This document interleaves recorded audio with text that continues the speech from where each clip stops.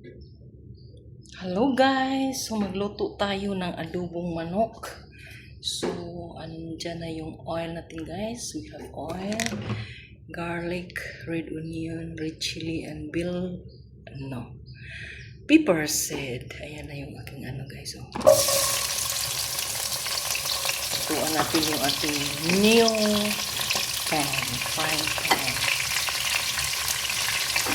Dito ako magluto ng walang guys, walang bilis kasi hanggang po kung naubos na yung bilis namin, pero wala na akong bilis guys. So ayan, tatlong red onion yung maliit, hindi yung malaki ginagamit ko guys. So dito yung ating manok.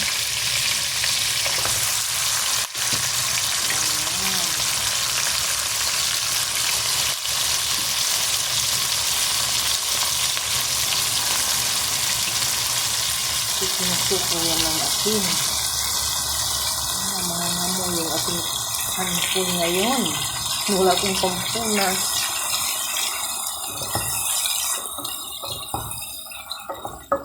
Let's try our new frying pan. Chili. So maglagay tayo ng oyster sauce. Lagyan ko ng oyster sauce yung ting adobo guys. Kunti lang. At saka mayroon tayong soya sauce. O yung sugar and doon. Soya sauce. Next, yung ating sesame oil. Hindi ito mawala. Kung ito'y magluluto ng sesame oil, depende sa recipe natin o recipe. Pepper powder. Ilagay ko lahat guys. Kunting asin. Kunting asin kasi salty na yung oyster sauce. So, siyempre yung suka natin may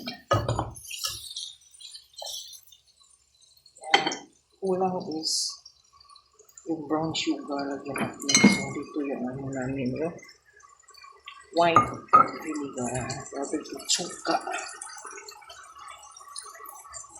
3 spoon or 2 spoon. Depende sa manok nyo.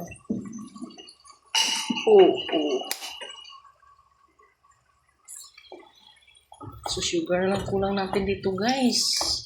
Sana maano ko yung sugar. Sugar.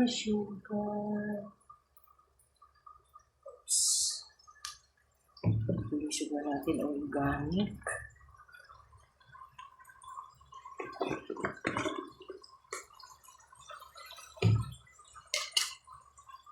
Takpan mo na sa globe.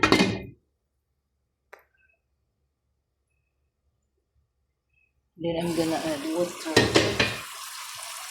Nag-add tayo ng water. Pampaluto sa ating manok.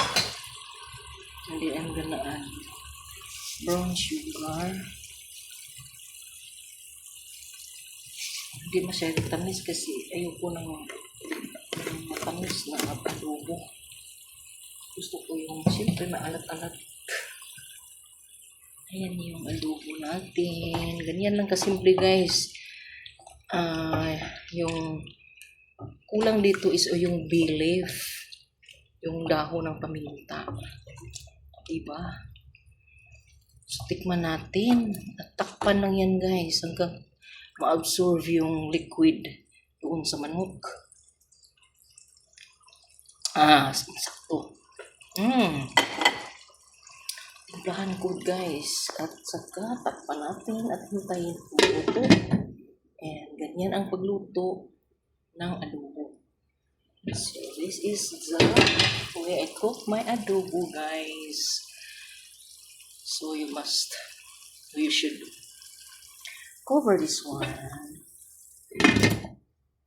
Cook our chicken.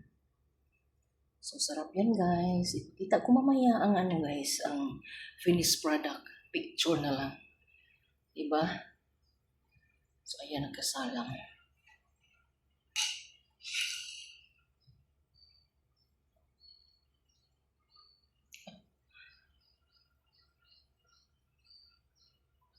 So, matagal pa to guys. So, hanggang dito na lang. So, 5 minutes. So, yan. So, intayin. Maano yung, ano niya, likod. Hanggat maluto ang manok.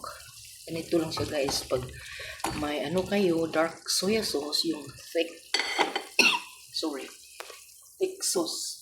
Para hindi masyado maputla.